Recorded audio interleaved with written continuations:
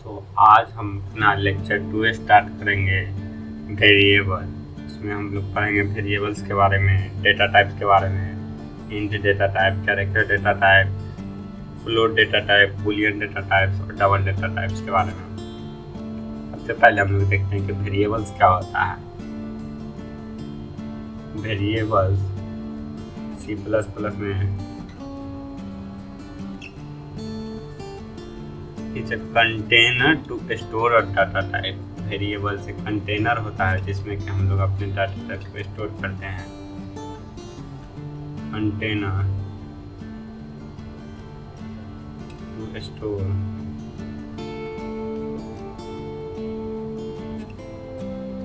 Variable में container है जिसमें कि हम लोग डेटा टाइप स्टोर करते हैं। एग्जांपल देख लेते हैं। हम लोग लिखे a इक्वल टू में 6, b इक्वल टू में 7 और c इक्वल टू में 8। तो ये a b c ये तीनों जो है ये हमारा वेरिएबल हो जाएगा, जिसमें कि 6, 7 और 8 ये वैल्यू स्टोर होता है। ऐसे ही हम लोग अगर प्रोग्रामिंग में इंट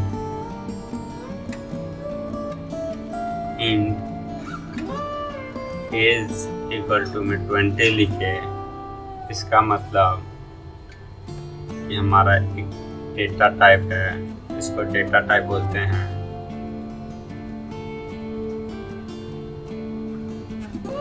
और इसको वेरिएबल्स बोलते हैं।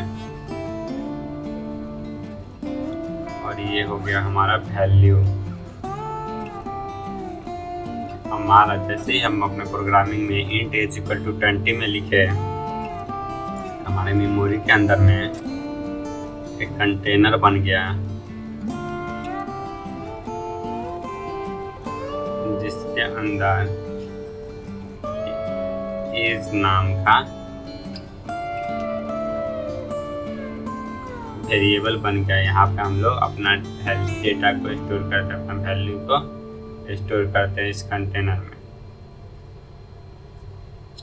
20। वैसे ही दूसरा कंटेनर बन जाएगा अगर हम दूसरा वेरिएबल लिखेंगे। जैसे लिखते हैं हम ग्रेड या मार्क्स इक्वल टू में 400 या ग्रेड इक्वल टू में ए। तो हमारा ये ग्रेड नाम से यहाँ पे एक वैल्यू बन जाएगा, वेरिएबल बन जाएगा, कंटेनर बन जाएगा जिसमें कि हम अपना ग्रेड को स्टोर करा सकते हैं। अब ये एज हमारा चेंज हो सकता है प्रोग्रामिंग में। एज 20 है, 21 हो सकता है, ग्रेड ए है, बी हो सकता है, सी हो सकता है, A++ हो सकता है। ऐसे ही हम लोग अपना चेंज कर सकते हैं, लेकिन ये कंटेनर नेम हमारा सेम रह सकता है। वैसे ही अब आगे देखते हैं कि इसको हम लोग वेरिएबल का नाम को लिखते कैसे हैं। या तो हम वेरिएबल नेम को एक अंडरस्कोर से स्टार्ट करेंगे, या फिर A to Z के लिखेंगे, स्मॉल z, या फिर A to कैपिटल Z तक अपना स्टोर कर लिखेंगे वेरिएबल नेम। और इसी को हम लोग आइडेंटिफायर्स बोलते हैं।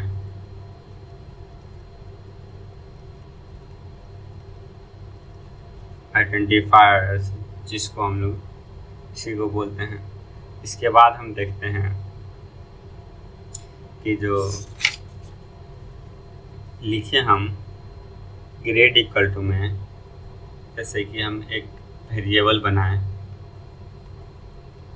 ग्रेड इक्वल टू ए और बनाएं एज इक्वल टू में 20। ये दो वेरिएबल्स हम बनाए हैं। तो जैसे ही हम ये दोनों वेरिएबल बनाए हैं, इसका मतलब होता है कि ये हमारा एक कंटेनर बन गया मेमोरी के अंदर।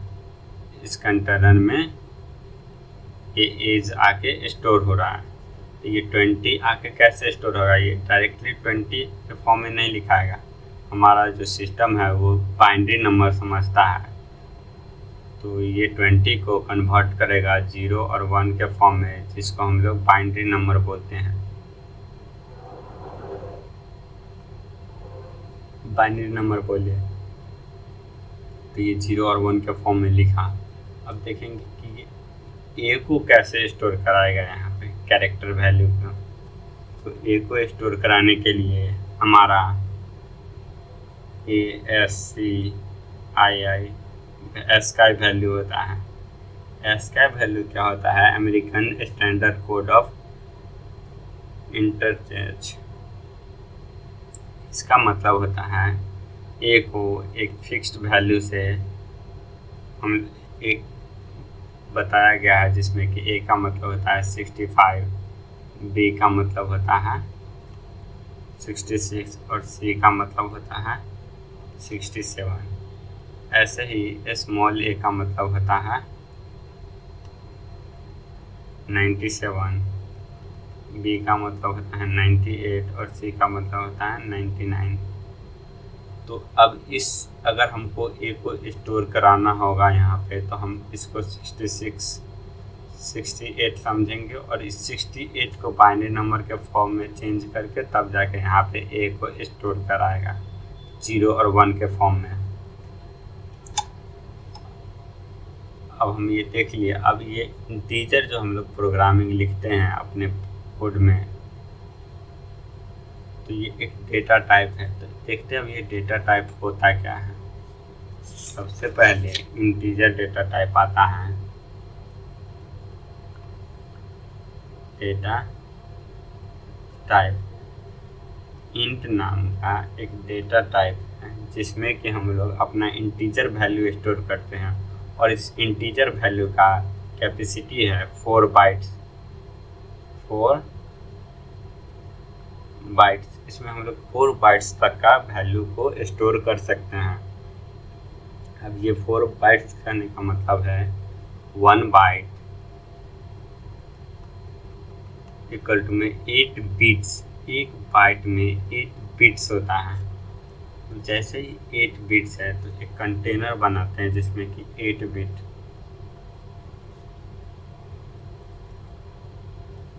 1 2 3 4 5 6 7 8 बिट्स का कंटेनर बना। और ये 4 बाइट्स है इंटीजर में स्टोर होता है। इसका मतलब 8 × 4 बिट्स,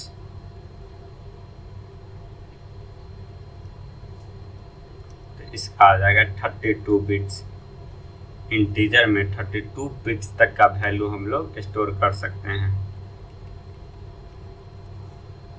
इसको मतलब ऐसा 4 बॉक्स और रहेगा। तो ये हमारा हो गया इंटीजर डेटा टाइप, जिसमें कि हम लोग इंटीजर वैल्यू स्टोर करते हैं। अब इसका हम लोग प्रोग्राम करके देख लेते हैं एक इंटीजर को और उसका आउटपुट देख लेते हैं। हम सबसे पहले एक अपना फाइल बनाएं, जो पहले था। आज दूसरा प्रोग्राम है जिसमें कि हम लोग देखेंगे वेरिएबल्स के बारे में।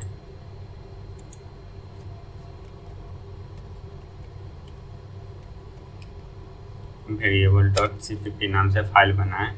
सबसे पहले हम अपना कोड का सिंटैक्स लिखते हैं।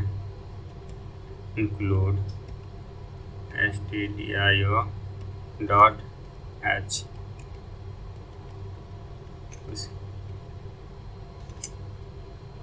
सॉरी include iostream.h stdio.h जो होता है #include iostream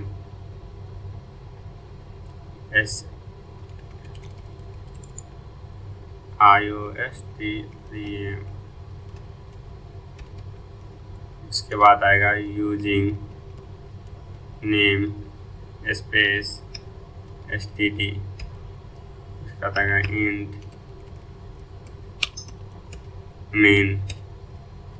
मेन हमारा फंक्शन है। इस फंक्शन के अंदर में हम लोग अपना प्रोग्राम लिखते हैं और इसके बाद हम अपना रिटर्न 0 करते हैं। अब इसके अंदर में हम लोग लिखे हैं, सबसे पहले ये डिक्लेयर किए int age age equal to में 20 लिखें। तो अब ये हमारा एरर थ्रो कर रहा है एज के ऊपर। क्यों एरर थ्रो कर रहा है? क्योंकि हम इसका डेटा टाइप नहीं डिक्लेयर किए हैं कि ये किस टाइप का डेटा है, तो ये हमारा एरर बता रहा है। तो उसके लिए इंटीजर टाइप का डेटा है, तो ये हमारा एरर थ्रो करना बंद कर दिया। अब हम लोग अपना एज को प्रिंट करा के देखते हैं। प्रिंट कराने के लिए सी आउट ऑपरेटर है जिससे कि हमारा प्रिंट होता है। तो सी आउट हम लिखते हैं एज, उसके बाद इंडेल। इंडेल क्या करता है? लाइन को चेंज करता है और उसके बाद टर्मिनेटर लगाते हैं जिससे कि लाइन हमारा यहाँ पे इंड हो गया। अब हमारा ये इंट एज हमको एज प्रिंट करा के देगा ये प्रोग्राम। कोड को रन करते हैं, हमारा यहाँ पे प्रोग्राम में 20 प्रिंट होके दे देगा। इसमें कि प्रिंट हो गया, एज दे दिया। उसके बाद हम लोग देखते हैं इसका साइज क्या होता है, इंटीजर का साइज क्या है। इसका हम लोग इस डेटा टाइप का साइज चेक करने के लिए सी आउट साइज ऑफ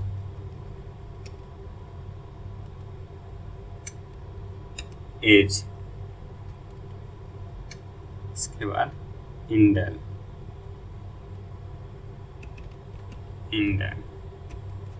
अब ये हमारा साइज बता देगा कि कितना साइज का डेटा है। पहले तो ये वैल्यू देगा, उसके बाद हमारा साइज बताएगा। ये 20 इंटीजर में 4 बाइट का होता है, इसलिए ये 4 बाइट्स बता रहा है यहाँ पे। और ये इंटीजर का वैल्यू प्रिंट होके आ गया इंटीजर। अब हम अपना दूसरा डेटा टाइप देखेंगे जिसमें कि होता है कैरेक्टर के बारे में देखेंगे। तो कैरेक्टर में हम लोग क्या स्टोर करते हैं? कैरेक्टर टाइप का डेटा टाइप। इसका सिंटेक्स होता है क्या है? ग्रेड इक्वल टू में ए, उसको सिंगल कॉमा, इसका ब्रैकेट का सिंगल में कॉमा के अंदर में लिखते हैं कैरेक्टर वैल्यू को। उसके बाद ये प्रिंट होके दे देगा हमारा ग्रेड। कैरेक्टर क्या हो गया? हमारा डेटा टाइप हो गया। डेटा टाइप ये हो गया वेरिएबल नेम, और ये हो गया हमारा वैल्यू। ऐसे ही कैरेक्टर के बाद आता है हमारा फ्लोट डेटा टाइप।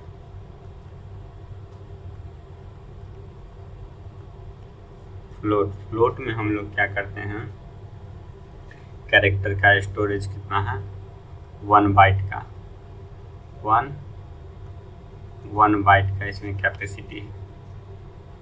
और फ्लोट को मिलता है 4 बाइट।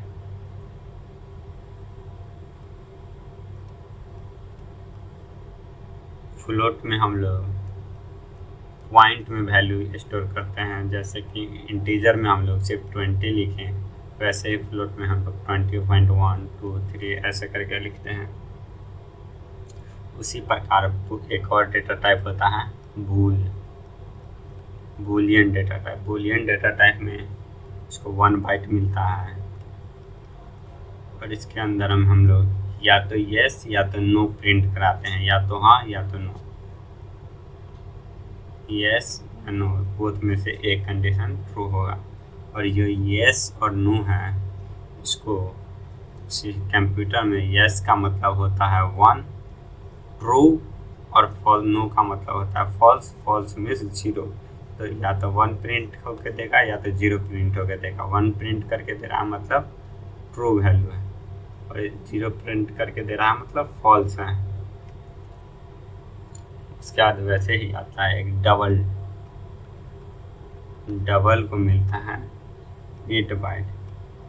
ये फ्लोट नंबर है, इसमें स्टोर होता है, बस इसमें ज़्यादा कैपेसिटी होता है स्टोर करने का। इसमें भी डेसिमल नंबर में भी हम इसमें डाटा स्टोर करते हैं।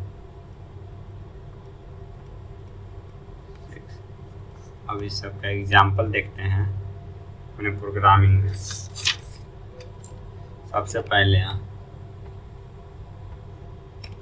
कैर नाम से,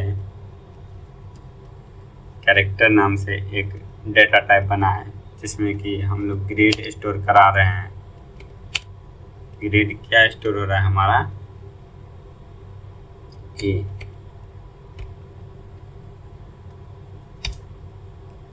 उसके बाद इसको सी आउट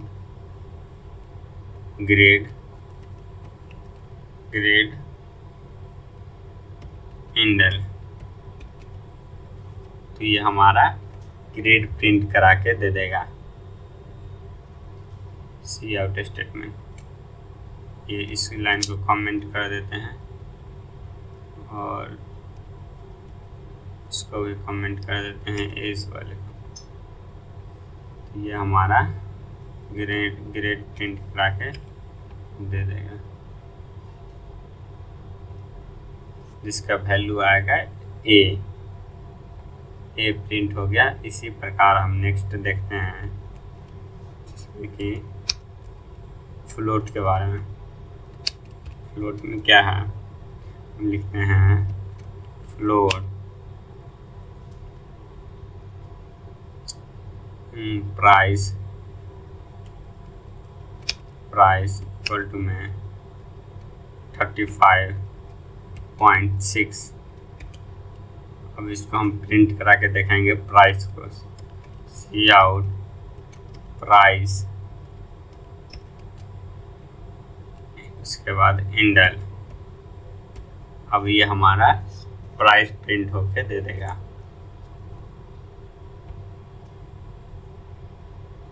अब प्राइस, ये तो ए ऊपर स्टोर हो गया और प्राइस आ गया 30.55। अब इसी को हम अगर इंटीजर, फ्लोट की जगह पे अगर इंटीजर लिखते हैं, इंटीजर, तो ये 35 से प्रिंट होके देता है क्योंकि ये सिर्फ इंटीजर वैल्यू प्रिंट करता है। वो 0.6 को ऑटोमेटिक हटा देता है। तो ये आ गया 35। यही अगर फ्लोट रहता तो 35.6 प्रिंट करके देता। फ्लोट, इसको कर देते हैं फ्लोट। ये हमारा कोड हो गया, तो कमेंट कर देते हैं। उसके बाद नेक्स्ट डेटा टाइप देखते हैं बूलियन।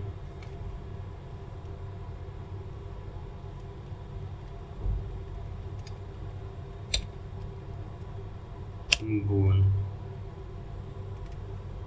is safe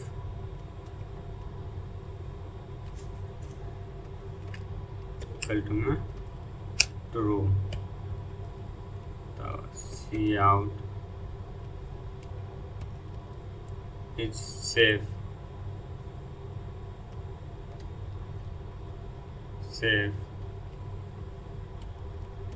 इंडल। तो हमारा ये 0 और 1 के फॉर्म में देगा प्रिंट करके, क्योंकि बूलियन वैल्यू जो है हमारा वो ट्रू है तो ये 1 प्रिंट करके दिया। अगर यही यहाँ पे इज सेफ इक्वल टू में हम फॉल्स लिखते हैं, इसका मतलब हमारा वैल्यू 0 देगा, फॉल्स। अभी 1 दिया था, अभी आउटपुट आ गया 0, ये रहा 0 आ गया। वैसे ही अब हम देखेंगे डबल कुछ नहीं, फ्लोट ही है जिसके अंदर हम लोग लार्ज नंबर में डेसिमल नंबर को रख सकते हैं। यहाँ पर हमारा होता है आज का लेक्चर समाप्त।